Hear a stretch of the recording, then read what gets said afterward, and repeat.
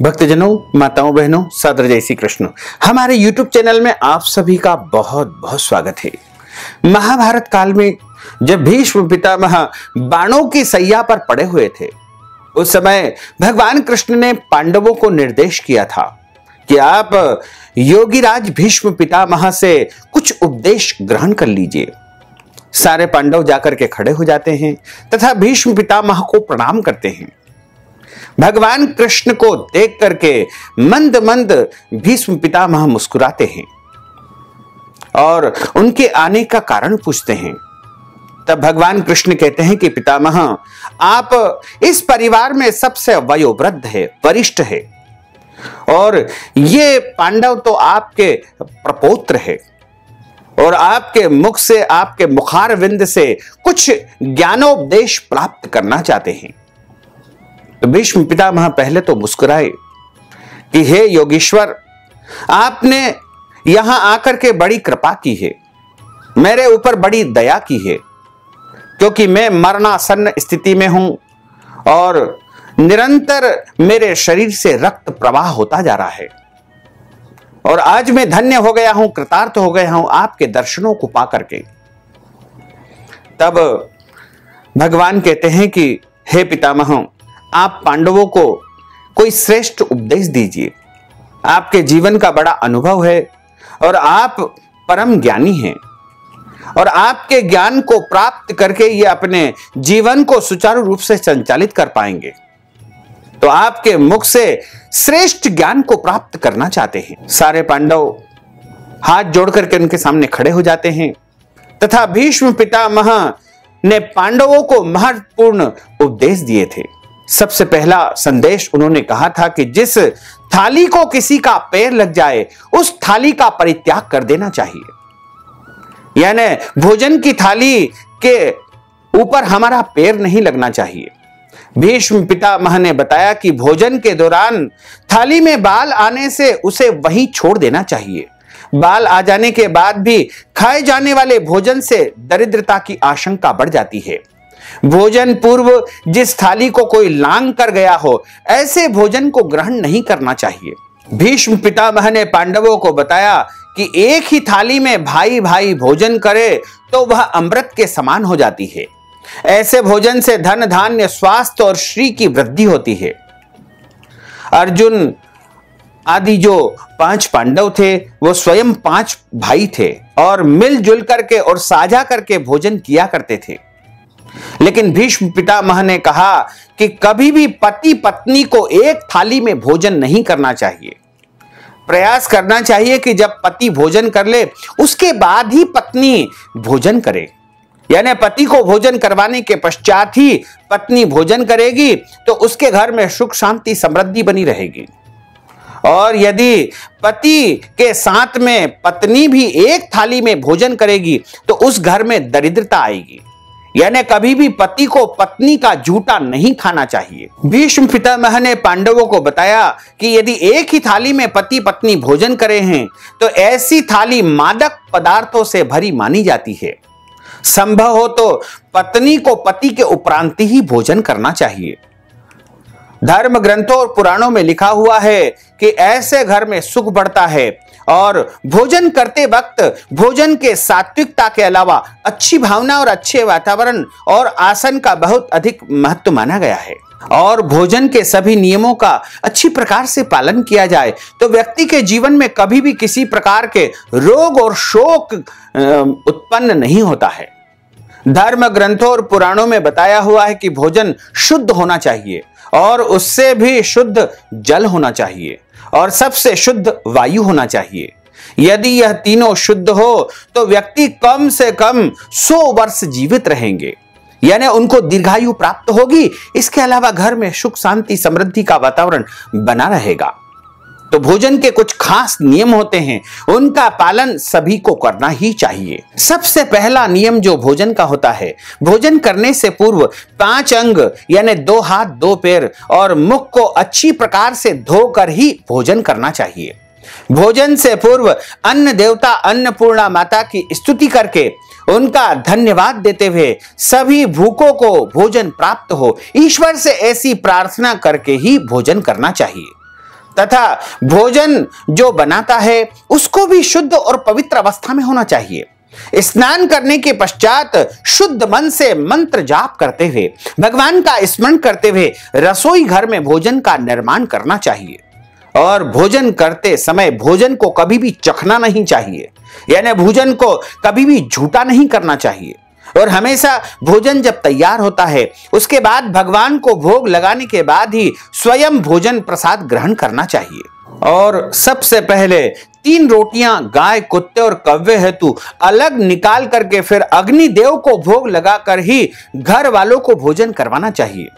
और भोजन रसोई घर में बैठ करके सभी को एक साथ करना चाहिए।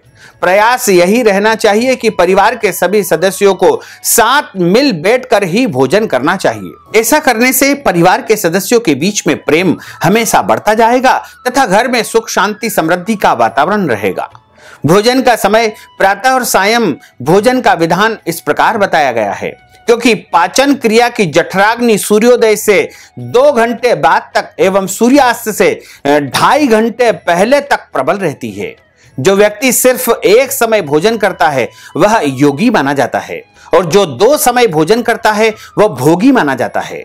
और एक प्रसिद्ध लोकोक्ति है कि सुबह का भोजन स्वयं खाओ, दोपहर का खाना दूसरों को दो और रात का भोजन दुश्मन को दो। और हमेशा भोजन करने वाले का मुंह पूर्व या उत्तर दिशा की ओर ही होना चाहिए। दक्षिण दिशा की ओर जो भोजन किया जाता है वह प्रेत को प्राप्त होता है। पश्चिम दिशा की ओर किए हुए भोजन करने से रोग की वृद्धि होती है। और हमेशा बेड के ऊपर यानी पलंग के ऊपर, शैया के ऊपर भोजन नहीं करना चाहिए। हाथ पर रखकर टूटे फूटे बर्तनों में भोजन नहीं करना चाहिए। मल मूत्र का वेग होने पर भी भोजन नहीं करना चाहिए। कलह के माहौल में जहां पर लड़ाई झगड़ा होता हो वहां पर भी भोजन नहीं करना चाहिए। अधिक शोरगुल जहां पर होता हो वहां पर भी भोजन नहीं करना चाहिए। पीपल के वृक्ष के नीचे तथा वट वृक्ष के नीचे बैठकर भी भोजन नहीं करना चाहिए। परोसे हुए भोजन की निंदा नहीं करना चाहिए। जो भी आ गया उसे प्रसाद रूप में स्वीकार कर लेना चाहिए। ईर्ष्या, भय, क्रोध, लोभ, रोग, दीन भाव, द्वेष भाव के साथ किया हुआ भोजन कभी भी पचता नहीं है। खड़े खड़े जूते पहन करके, सिर ढक करके भोजन नहीं करना चाहिए। गरिष्ठ भोजन कभी नहीं करना चाहिए।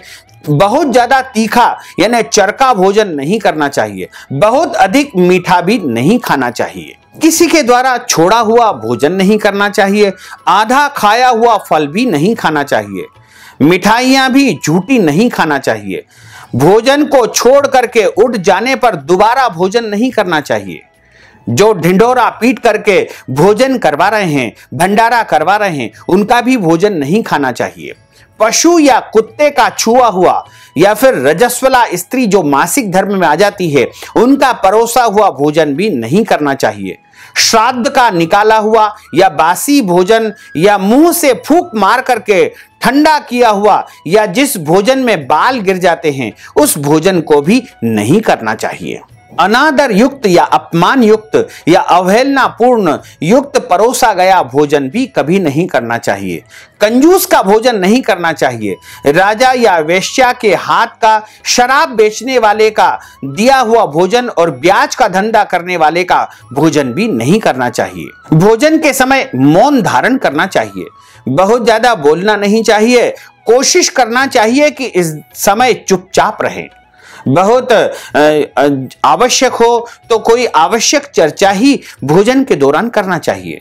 रात्रि के समय बहुत ज्यादा ठूस ठूस करके भर पेट नहीं खाना चाहिए। रात के समय जब आप भोजन करते हैं तो भोजन के पश्चात 100 कदम चलने के बाद आपको सो जाना चाहिए। और भोजन के समय यदि बोलना आवश्यक है तो सकारात्मक बातें ही करना चाहिए। भोजन करते वक्त किसी भी प्रकार की समस्या पर चर्चा न करें।